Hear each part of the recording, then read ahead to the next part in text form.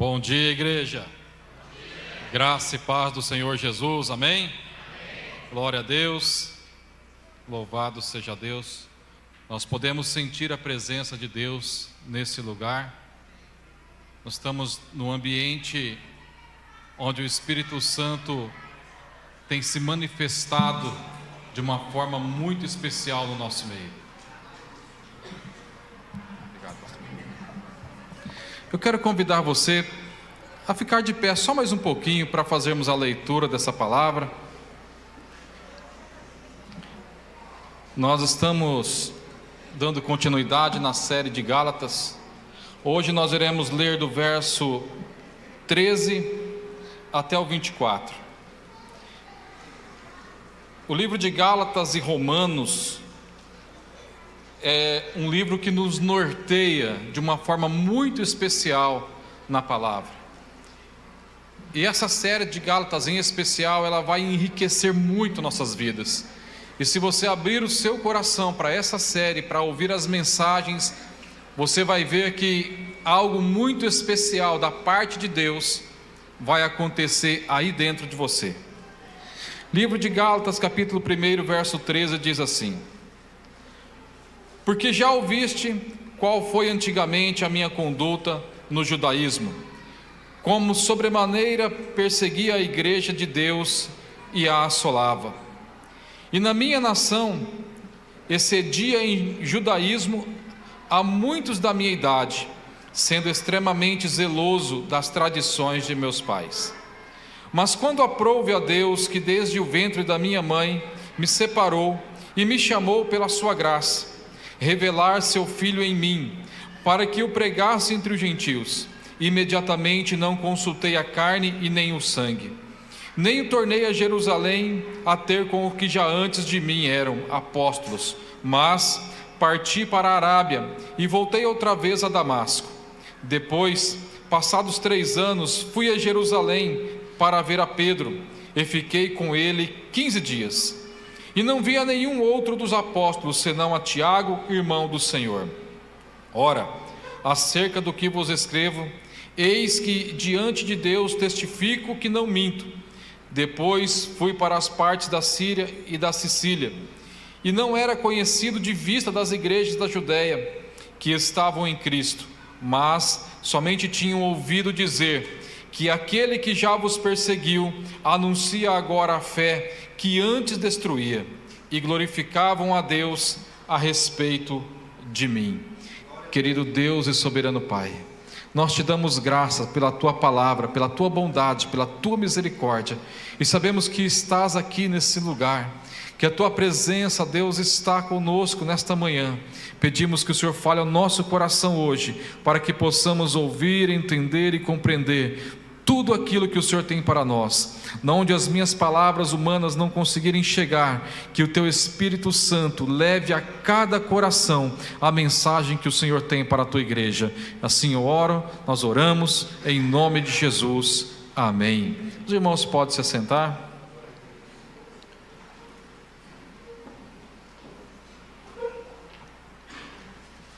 O tema da mensagem de hoje é um encontro com Deus. Diga comigo, um encontro com Deus. Nós vimos na mensagem anterior a defesa do Evangelho. Nós vimos a defesa que Paulo fez a respeito do Evangelho e entendemos a importância de defender o Evangelho. Isso ficou muito claro aqui nessa mensagem que foi pregada domingo passado, o quanto é importante defendermos a fé e defendermos o verdadeiro Evangelho. Só que agora Paulo, depois de ter feito a defesa do Evangelho, ele vai falar da defesa da sua conversão. E uma das coisas muito interessantes quando defendemos a conversão em Cristo é que o testemunho vai adiante de nós. O testemunho de uma pessoa convertida vai adiante da pessoa. Quando Jesus foi comissionar os 70, antes de Jesus ir para a cidade para pregar, Jesus comissionou de 2 em 2 discípulos, e ele disse para aquelas pessoas: olha, vocês vão naquela cidade, entram lá, orem pelas pessoas, cure os enfermos, expulse os demônios e pregue a palavra. O que nós entendemos? O poder de Deus vai adiante do poder das palavras. O poder de Deus em nossas vidas é manifesto antes da palavra. Antes que você chegue a algum lugar, o testemunho de Cristo nas nossas vidas vai adiante de nós. Você quer ver? Vamos ler aqui o versículo 22 e 23 de Gálatas 1. Diz assim: e não era conhecido de vista das igrejas da Judéia que estavam em Cristo. Paulo não era conhecido, mas somente tinham o quê? Diga bem alto: tinham que aquele que vos perseguiu anuncia agora a fé que antes destruía. As igrejas ainda não conheciam Paulo, nem todas conheciam, mas já haviam ouvido dizer que aquele que outrora perseguia a igreja, agora ele é um pregador da palavra, ele anuncia a fé que outrora ele tentava destruir. Qual é a mensagem que traz para nós? Irmãos, você pode estar aqui em Sertãozinho, morar aqui em Sertãozinho, você pode viver aqui, você pode não viajar para lugar nenhum, mas uma vez que você se converte, o testemunho da sua conversão rompe as fronteiras da cidade e chega a lugares que você nunca vai imaginar. Alguém vai dizer: olha, lá na minha cidade tinha um homem chamado João Paulo, era uma pessoa assim, assim, assim, mas aquele homem conheceu a Jesus e hoje a vida dele é diferente. E esse testemunho, ele não só serve para contribuir para que os irmãos fiquem mais fervorosos na fé, mas eles também edificam a igreja do Senhor Jesus Cristo. Agora aqui Paulo vai começar a dizer no versículo 13 e no versículo 14 a respeito de quem ele era. Então vamos ver quem Paulo era. Diz assim, versículo 13, pode deixar sua Bíblia aberta aí, tá? Porque já ouviste qual foi antigamente a minha conduta no judaísmo, como sobremaneira perseguia a igreja de Deus e a assolava.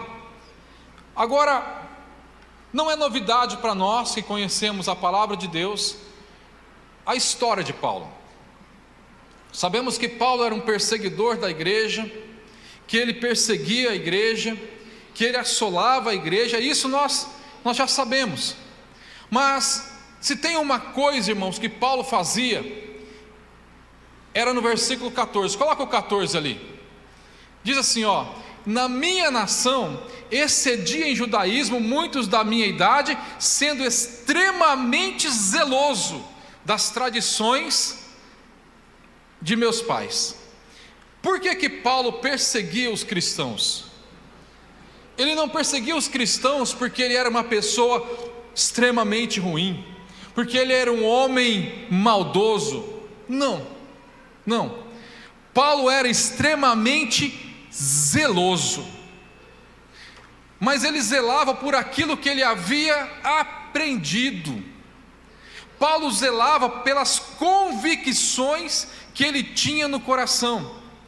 E aqui nós aprendemos algo muito importante: nem todas as convicções que nós temos fazem parte dos planos de Deus, ou nem todas as convicções são realmente fundadas na palavra de Deus. Haja vista que eu fui criado no catolicismo, eu nasci no catolicismo, eu fiz lá a primeira comunhão, eu fiz o catecismo, aí eu fiz a crisma, eu andei, eu ia lá, eu acendia a vela para santo, eu fazia a promessa, eu já fui para Aparecido do Norte, tudo isso era bem católico. Tudo isso, irmãos, aos meus olhos eu estava fazendo o que era correto. Eu estava seguindo as tradições do meu pai. Eu me lembro que um dia eu estava na faculdade e eu geralmente não estudava para a prova. Eu não tinha tempo, irmãos. Eu trabalhava das 6 às 5, pegava o ônibus 6 horas da tarde, ia para a faculdade, chegava à meia-noite, ia estudar que hora? Trabalhava de segunda a segunda. Aí eu tinha uma prova muito importante naquele dia. E aí era uma das matérias mais difíceis, contabilidade de custo.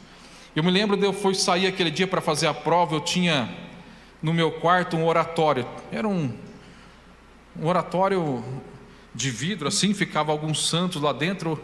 E eu falei: rapaz, eu vou acender umas velas aqui hoje para ver se eu tiro nota nessa prova. Alguém aqui já fez isso também. Eu acho que eu não estou sozinho. E eu peguei e fui para a faculdade, acendi a vela, fui para a faculdade. A hora que eu cheguei, minha mãe falou assim para mim: ó, entenda isso, irmãos, nós não estamos zombando da fé de outra pessoa. Eu quero que você entenda aqui na onde eu quero chegar. A hora que eu cheguei da faculdade, minha mãe falou assim: filho, o que você fez foi uma coisa muito boa, eu admiro a sua fé, mas só tira a toalhinha, porque quase você bota fogo na casa a hora que acabou a vela. Então, irmãos, o que eu quero dizer para os irmãos? Paulo era zeloso na sua fé do judaísmo, mas ele tinha algo na vida dele que eu também tinha na minha, e que muitas vezes, até hoje, em algumas áreas de nossas vidas, pode ser que ainda temos. O que é? Cegueira espiritual. A maior cegueira que uma pessoa pode ter na sua vida não é a cegueira dos olhos naturais, carnais. A maior cegueira que uma pessoa pode ter na vida dela chama-se cegueira espiritual. Porque a cegueira espiritual faz parecer que é bom algo que não é de acordo com a palavra. Muitas das tradições que nós aprendemos lá atrás em nossas vidas com nossos pais, muitas tradições que parecem ser boas, não são. Você já ouviu falar do camelo e do dromedário? Os dois são muito parecidos, mas não são iguais. Muitas das tradições parecem ter algum sentido, mas não tem fundamento bíblico. E se não tem fundamento bíblico, o conselho da Bíblia é deixarmos de lado, é não praticarmos aquilo que não tem fundamento bíblico. Agora, irmãos, tudo tem a sua parte boa. O zelo que Paulo tinha, o extremo zelo que Paulo tinha no judaísmo, ele superabundou quando ele conheceu a Cristo. A fé que eu tinha lá atrás, outrora, nos santos, se aperfeiçoou somente em Cristo agora.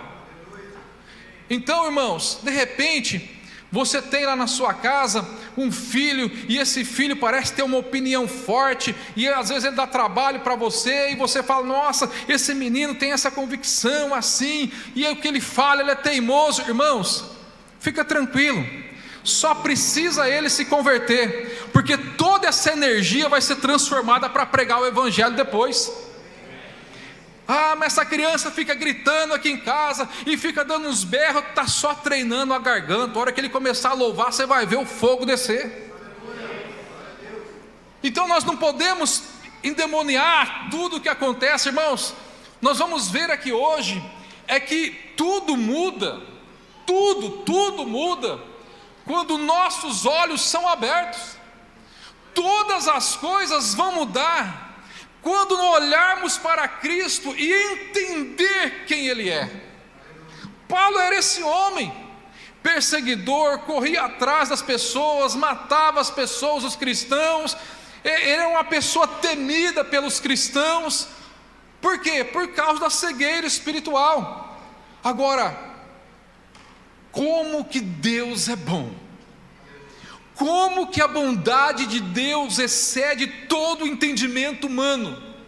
Deus pega esse homem, terrível aos olhos humanos, Deus pega esse homem que Todos os cristãos tinham medo e não queriam nem chegar perto. Quando falaram para Ananias orar por Paulo, que Paulo estava cego, ele falou: eu?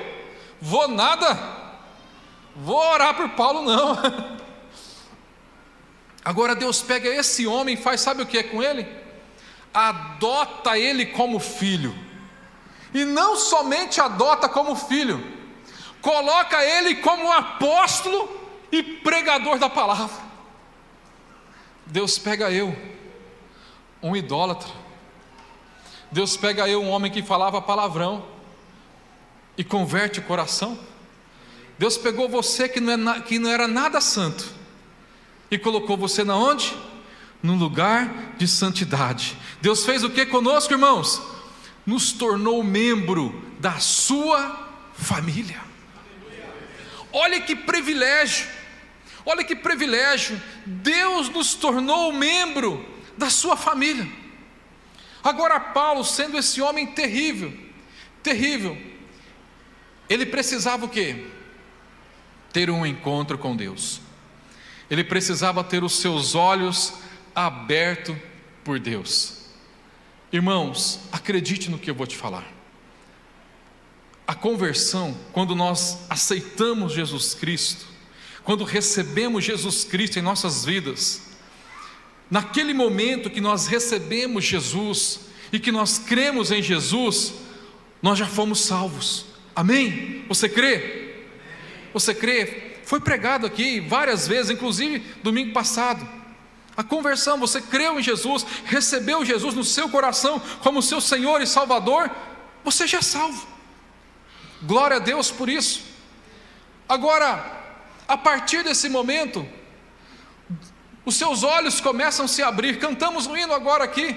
Então os meus olhos se abrem, os seus olhos começam a se abrir, e aí você começa a enxergar a verdade. E a Bíblia vai dizer que aquele que conhece a verdade faz o que com ele? A verdade liberta.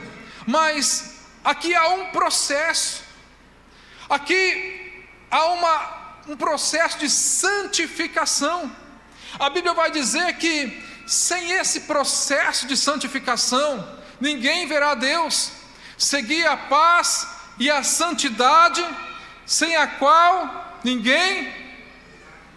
Então, se eu não seguimos esse processo, nós não veremos a Deus. Agora, irmãos, entenda o que eu quero dizer para os irmãos aqui. Nós cremos em Jesus, somos salvos em Cristo, mas o que vai evidenciar a nossa salvação, mostrar a nossa salvação para nós, é o arrependimento, a transformação de vida e o testemunho que vai adiante de nós. Você crê que o seu testemunho vai adiante de você? Lemos aqui que o testemunho de Paulo ia adiante de Paulo. Agora, o que evidenciava era a transformação, era a renovação do entendimento que Paulo ia tendo no momento da sua caminhada cristã. Irmãos, então se a vida de Paulo outrora era de perseguidor, era de uma pessoa que matava os cristãos, o que acontece agora após a conversão de Paulo?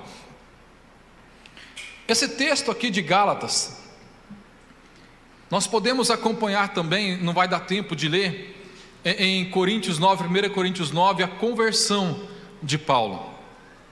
Mas vamos lá, vamos aqui para o versículo 15, perdão. Diz assim: mas quando aprouve a Deus, que desde o ventre da minha mãe me separou e me chamou pela sua graça. Então, veja bem, irmãos,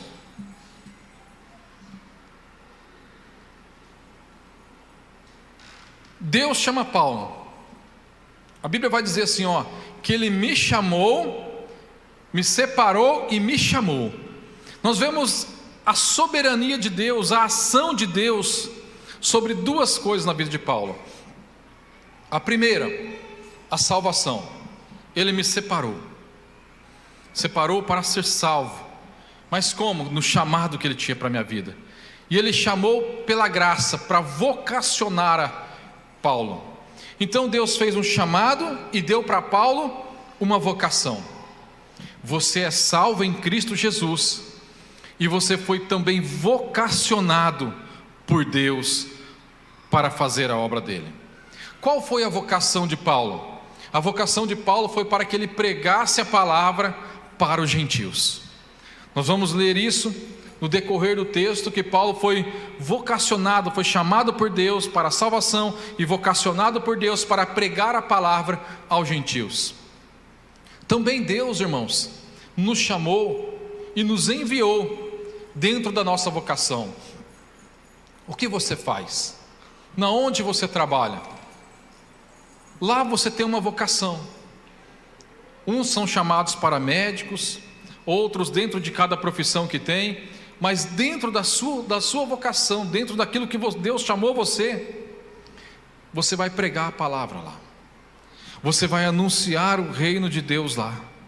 Você vai dizer as maravilhas de Deus lá, não só com palavras, mas também com atitudes do Espírito Santo dentro da sua vida. Sabe o que é isso, irmãos? É ter os olhos abertos para a palavra de Deus. Se fomos chamados, se temos nossos olhos abertos, quando nossos olhos se abrem para Cristo, eles se abrem para conhecer o quê? A verdade. O que é a verdade? A verdade é Cristo. Jesus falou: eu sou a verdade. Mas se você ler lá em João, vai dizer que no princípio era o Verbo, e o Verbo se fez e habitou entre nós. A palavra de Deus revela Cristo. Então, conhecer a verdade não é apenas estar na igreja e cultuar, mas também é aprender na leitura da palavra, aprender de Cristo. E quanto mais você aprende de Cristo na leitura da palavra e na oração que te é revelado pelo Espírito Santo, mais você vai sendo liberto na sua vida. Quanto mais a verdade vai se revelando para você, mais você vai aprendendo de Cristo, a verdade vai entrando na sua vida e áreas das nossas vidas vão sendo libertas por Deus. O que nós entendemos aqui, irmãos? Que fomos chamados por Deus, amados por Deus, colocados dentro da família de Deus, vocacionados por Deus para ter um propósito de Deus. Dentro da sua vocação tem um propósito, amém? Você não está ali fazendo o que você está fazendo por acaso. Tem um propósito de Deus ali na sua vida, na onde você está fazendo o que você está fazendo. Mas agora a questão é que precisamos nos aprofundar. Nos aprofundar em quê? No conhecimento da verdade. No conhecimento da verdade. Irmãos, se nós não nos aprofundarmos no conhecimento da verdade, nós vamos ficar estagnados na nossa vida cristã. E aqui, nos dias de hoje, nós vemos um perigo muito grande. Nós ouvimos falar aqui domingo passado, na defesa do Evangelho, que se um Evangelho for pregado, e esse Evangelho que estiver sendo pregado, ele não estiver tendo Cristo como principal direção, é um evangelho anátema, maldito. E aqui algo muito perigoso nos dias de hoje que tem acontecido, é que muitos falsos evangelhos têm sido pregados hoje em dia. E aí você me diz o seguinte: não, mas eu faço parte de uma igreja que prega um evangelho verdadeiro, genuíno. Amém. Glória a Deus por isso. Deus seja louvado. O grande perigo não está talvez em você fazer ou não fazer parte dessa igreja que prega o evangelho genuíno.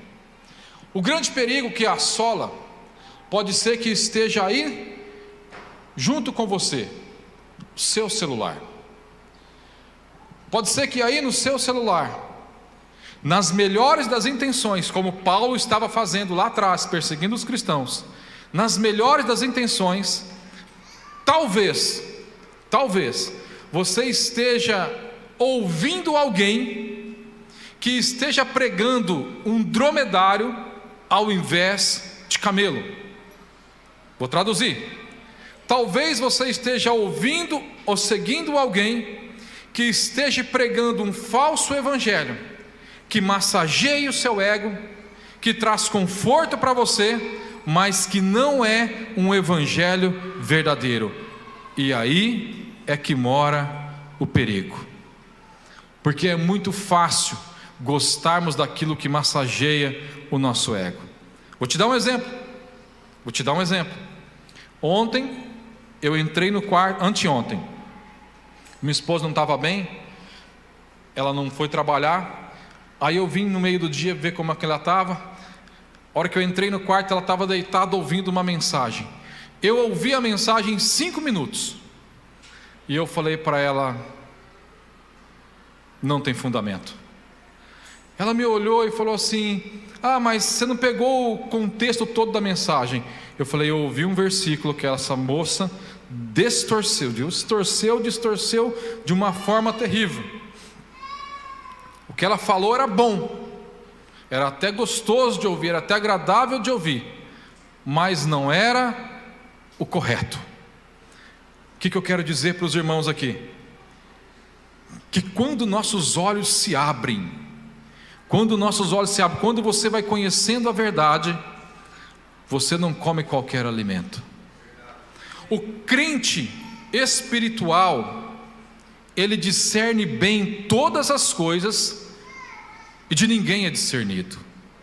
Mas o homem natural, ele come qualquer alimento, e para ele está bom.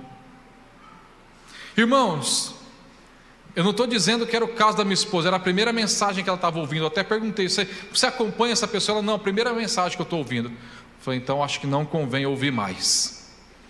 Irmãos, se nós não tomarmos o cuidado, e aqui eu estou pregando uma palavra de zelo para os irmãos, se nós não tomarmos o cuidado de quem ouvimos, pode ser que estejamos ouvindo coisas que não contextualizam com a palavra de Deus.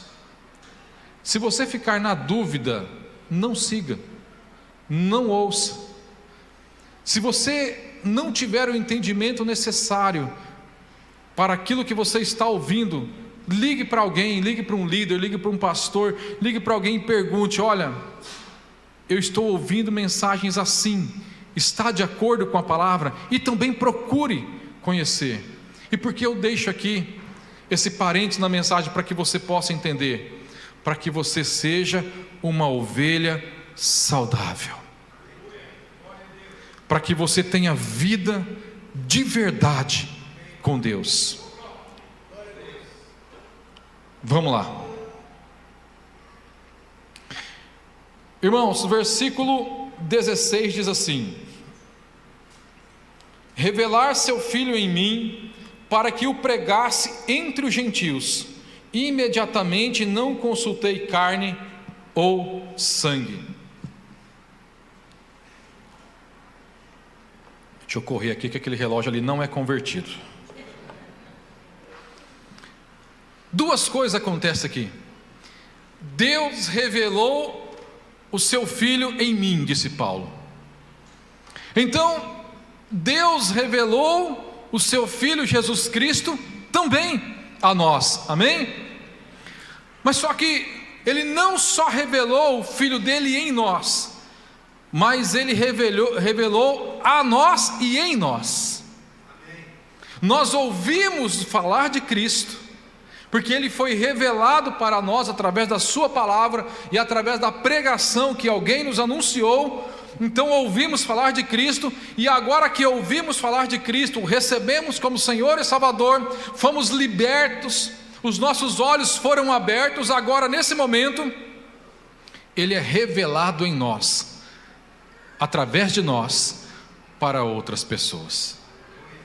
Era isso que Paulo estava dizendo, falando assim: olha, eu defendo a igreja, eu que era perseguidor, eu que era o maior dos pecadores, eu que era o homem que perseguia, que matava os cristãos, agora eu me arrependo, porque eu conheço a verdade, e agora eu prego a palavra, porque Cristo foi revelado a mim e em mim. Esse é o testemunho que a igreja precisa dar nos dias de hoje. Esse é o testemunho que você, que nós precisamos carregar aqui fora. É alguém olhar para você e ver que você se converteu, mas você não faz as mesmas coisas que você fazia outrora, que você se converteu, mas você deixou para trás aquilo que era da sua cegueira espiritual. As pessoas olharem para nós e falar assim: olha, aquele homem, aquela mulher realmente teve os olhos abertos, e eles são diferentes.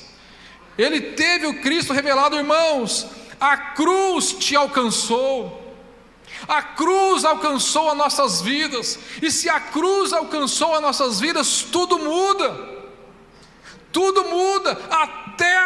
até o calendário muda. O mundo vinha lá, ano 1, ano 2, ano 3, ano 4, a hora que chegou em Jesus, zera tudo, começa daqui para frente de novo, tudo muda. Não é possível que uma pessoa receba Cristo, que Cristo é revelado para aquela pessoa, e ela continue da mesma forma como esteja. Não é possível que uma pessoa tenha os olhos abertos e ela continue da mesma maneira que ela está. Se uma pessoa ouve a mensagem de Cristo e ela não tem transformação de vida, eu só entendo uma coisa que pode estar acontecendo, que aí tem a dureza de coração, porque a dureza de coração, ela impede a ação do Espírito Santo. Eu creio que não é o nosso caso, que não é o seu caso. A Bíblia vai dizer das sementes, onde elas são lançadas. A semente que cai numa boa terra, num bom coração, ela produz frutos, 30, 60 e 100 por um. O Cristiano falou aqui no começo, o pastor reforçou, e eu finalizo a palavra do evangelizar, dizendo assim: o bom coração, ele não deixa de produzir, ainda que o vento esteja forte, ainda que a sequidão esteja forte no mundo lá fora, mas o bom coração que está na presença de Deus, ele produz 30, 60 e 100 por um. Essa é a obra de Deus. Irmãos, revelar Cristo significa que agora eu tenho uma nova natureza de Cristo em mim, e não mais a minha natureza. Coloca aqui para mim 1 João 2,6, por favor.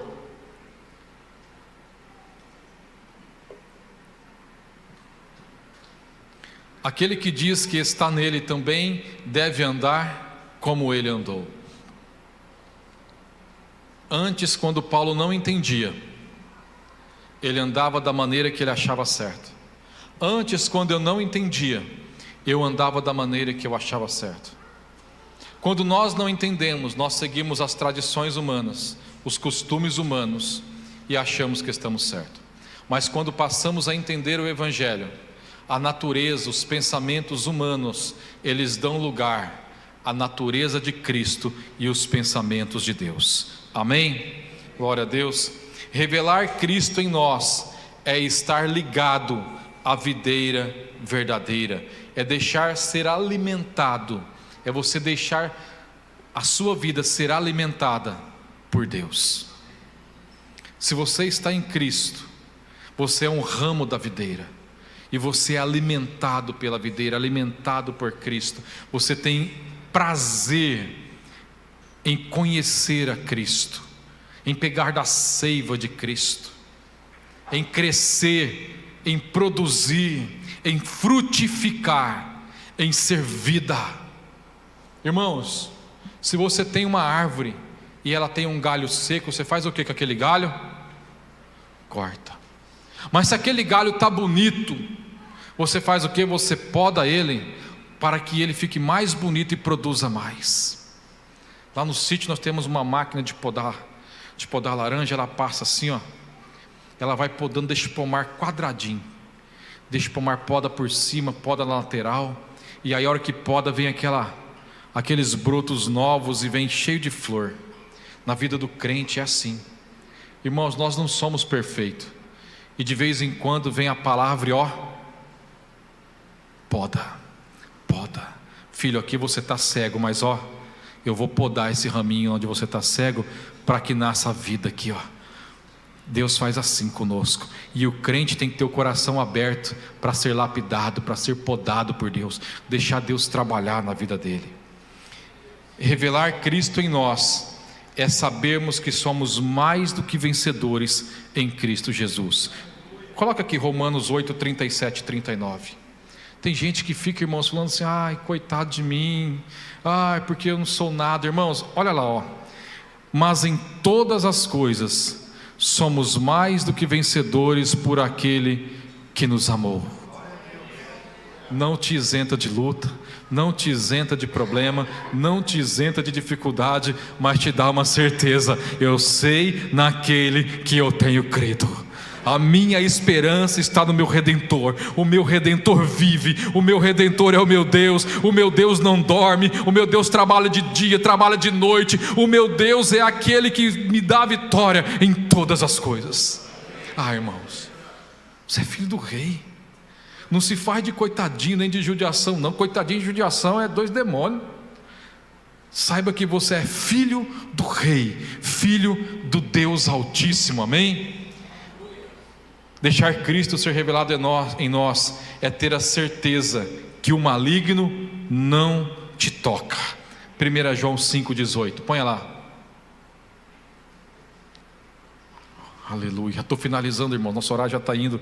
Sabemos que todo aquele que é nascido de Deus não peca, mas de Deus é gerado, conserva-se a si mesmo, e o maligno não lhe toca. Diga assim comigo: o pecado não tem poder na minha vida. Você entende, irmãos?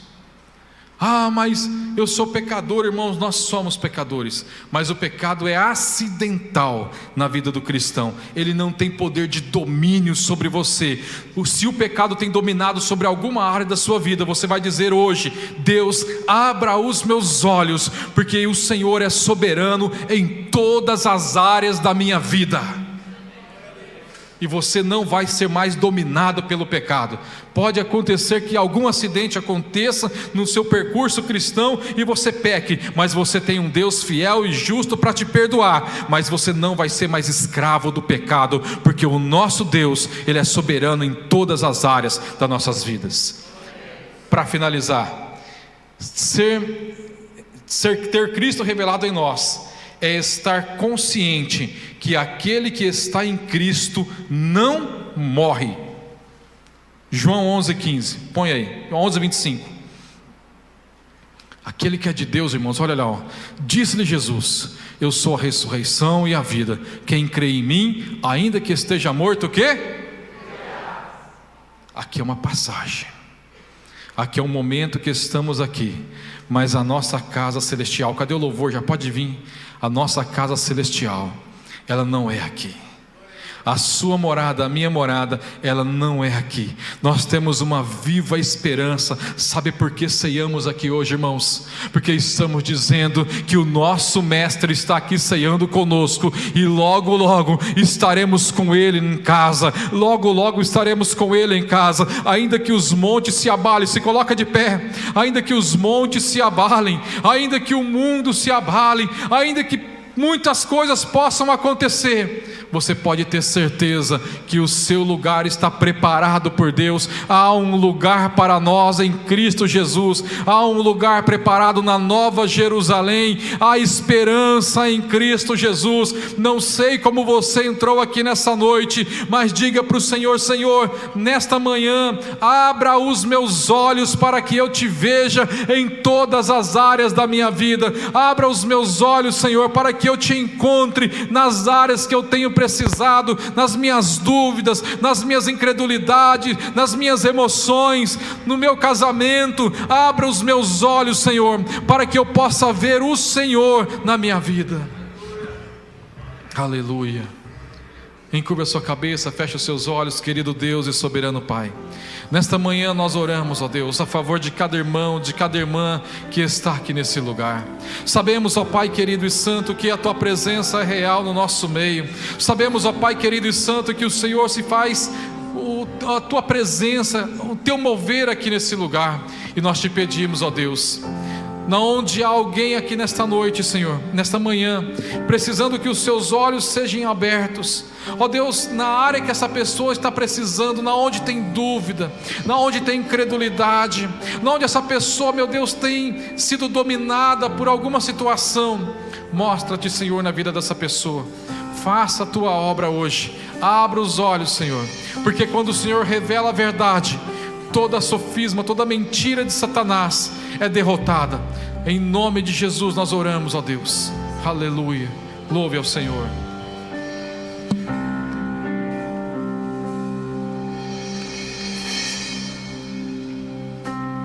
Eu não sou mais escravo do medo. Eu sou filho de Deus. Vamos cantar isso? Eu não sou mais escravo do medo. Eu sou filho de Deus. Eu não sou mais escravo do medo. Eu sou filho de Deus. Eu não sou mais escravo do medo. Eu sou filho de Deus. Eu não sou mais escravo do medo. Fomos transformados pela tua obra, Eu Senhor. sou